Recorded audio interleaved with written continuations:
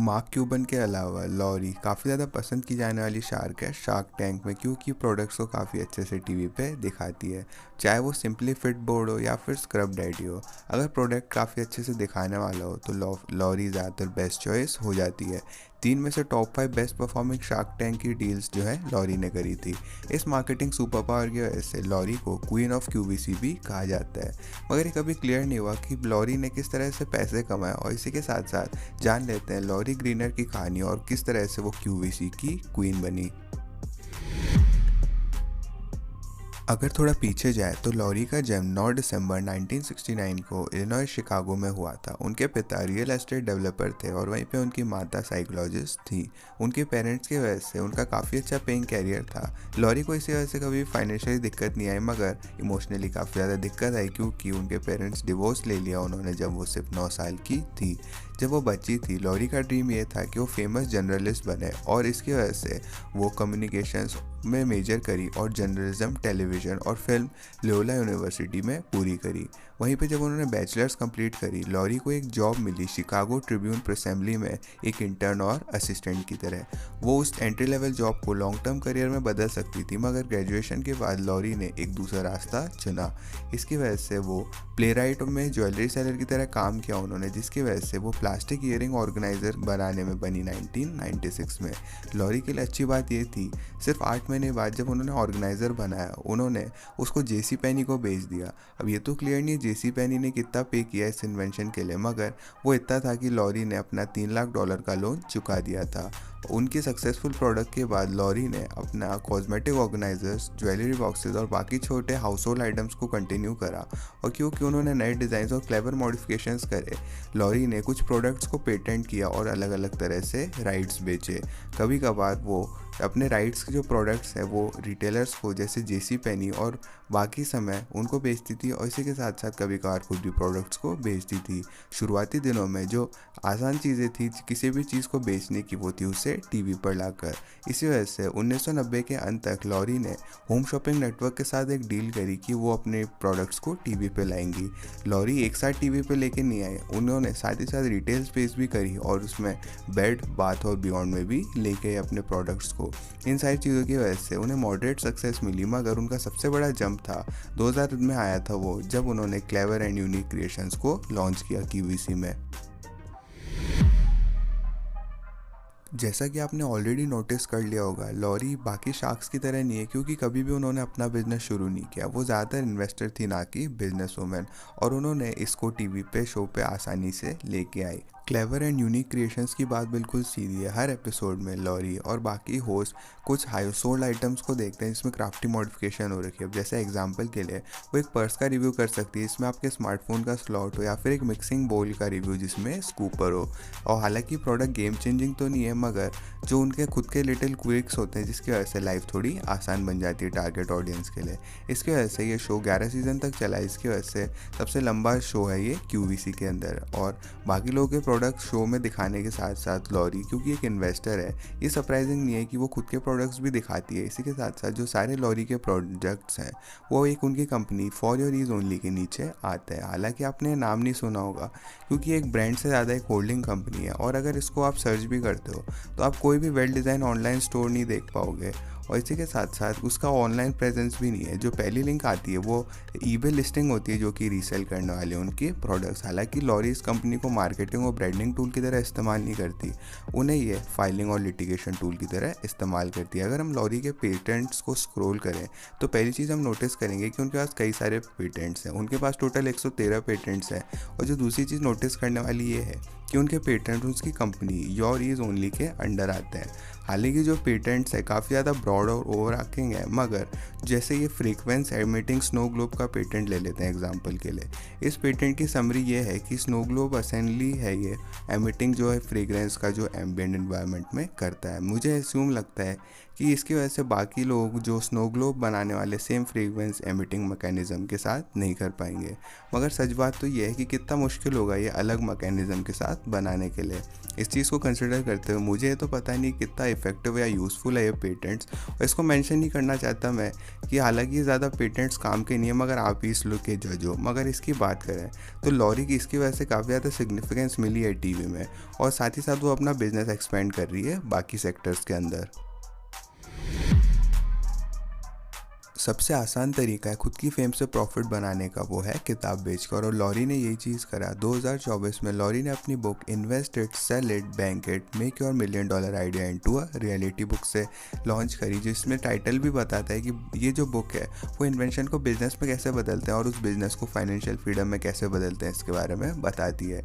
इस बुक की 844 रेटिंग्स है, जिसमें ज़्यादातर रेटिंग्स तो पॉजिटिव है, मगर क्रिटिसिज्म भी मिला है इस बुक को, और जो सबसे ज़्यादा क्रिटिक्स जो है वो देखने को मिलते हैं कि बुक काफ़ी ज़्यादा ब्रॉड है। एक रिव्यूअर ने ये बताया कि ऐसा है कि किस तरह से प्रोडक्ट को बनाना चाहिए 30,000 फीट की ऊंचाई पे आसमान में, इसके वजह से क्योंकि ये बहुत ज़्यादा ब्रॉड है। बाकी क्रिटिक्स ने भी ये कहा कि ये बुक है ज़्यादातर तो आपको एक इन्वेंशन स्क्रैच से बनाने में कैसे सिखाती नहीं है, बल्कि लॉरी की स्ट्रेटेजी बताती है, और उसके लिए आपको कम से कम $1 लाख से शुरुआत करनी होगी।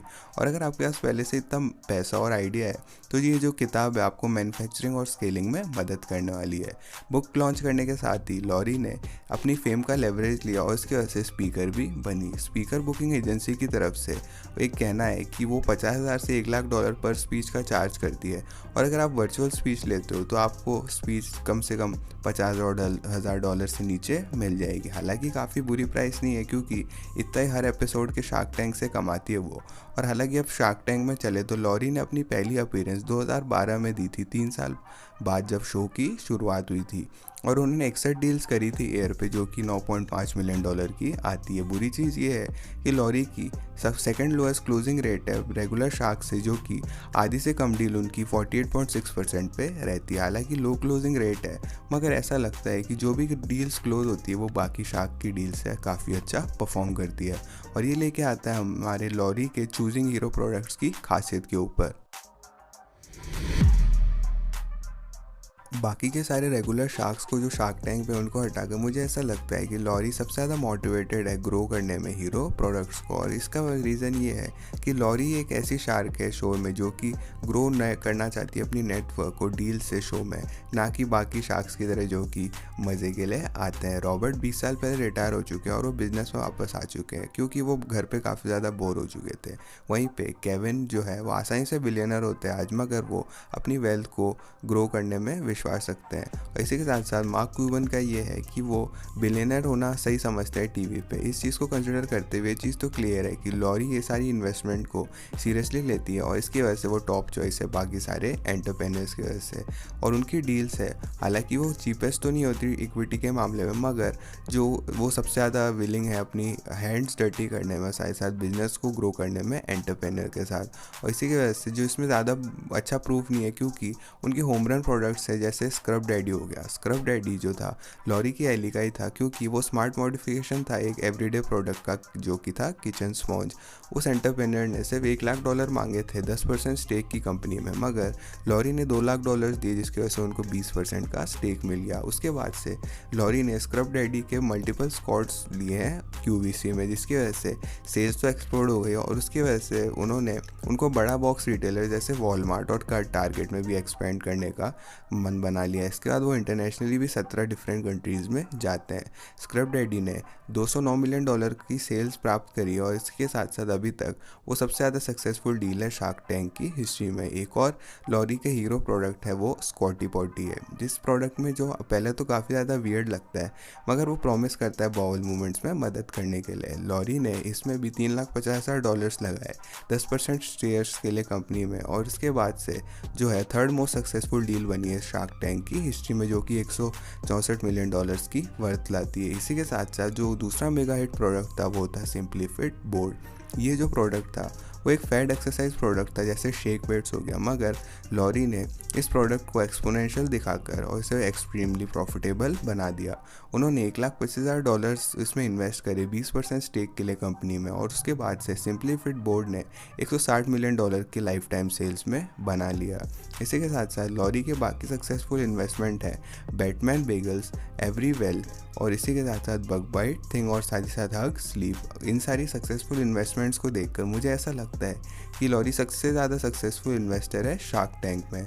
2020 की मार्च में लॉरी ने क्यूमुलेटिव $1 बिलियन की सेल्स हासिल करी अपने सारे शार्क टैंक इन्वेस्टमेंट्स में, और मुझे ऐसा लगता है कि लॉरी एक ऐसी शार्क है जो कि इस फीट को अचीव कर सकती थी। जैसा कि आप लोगों ने गेस कर लिया होगा, इन सारी इन्वेस्टमेंट ने लॉरी को काफ़ी ज़्यादा वेल्दियर बना दिया, और इसके बाद हमें ये लेके आता है लॉरी की नेटवर्थ पे जो आज है। सिर्फ कुछ साल पहले तक जब उनकी शार्क टैंक की इन्वेस्टमेंट ऊपर तक नहीं गई थी, लॉरी की नेटवर्थ जो थी $50 मिलियन की थी। हालांकि वो सॉलिड अमाउंट है, लेकिन वो सिर्फ 1/3 आज के $150 मिलियन की नेटवर्थ का। और सच बात तो ये है कि जो उनकी नेटवर्थ है वो $150 मिलियन से ज़्यादा ही है आज, क्योंकि हम लॉरी के क्यूमुलेटिव $1 बिलियन के सेल्स को पिछले 8 सालों में देखे शार्क टैंक में, तो हमें $125 मिलियन हर साल का रेवेन्यू मिलता है। मगर सच्चाई तो ये है कि हम इसे इवनली स्प्लिट नहीं कर सकते, क्योंकि बिजनेसेस एक्सपोनेंशियली ग्रो करते हैं। सो एक मोर रियलिस्टिक एस्टिमेट होगा वो $0 होगी एनुअल सेल्स 2012 में, और $250 मिलियन की एनुअल सेल्स आज।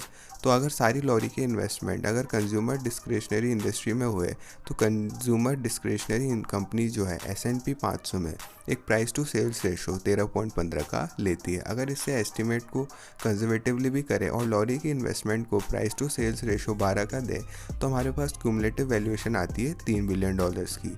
और इसकी वजह से हालांकि काफ़ी कंजर्वेटिव एस्टिमेट है ये, क्योंकि एवरली वेल जो है उसने फंडिंग राउंड $2.9 बिलियन की वैल्यूएशन का कंप्लीट किया है। तो अगर लॉरी की मीडियन स्टेक अगर 70% भी आते हैं, और इससे अगर हम इसको 10% भी लाएं एवरेज में, तो $300 मिलियन होती है इक्विटी की, जो कि शार्क टैंक की डील से मिली है उनको।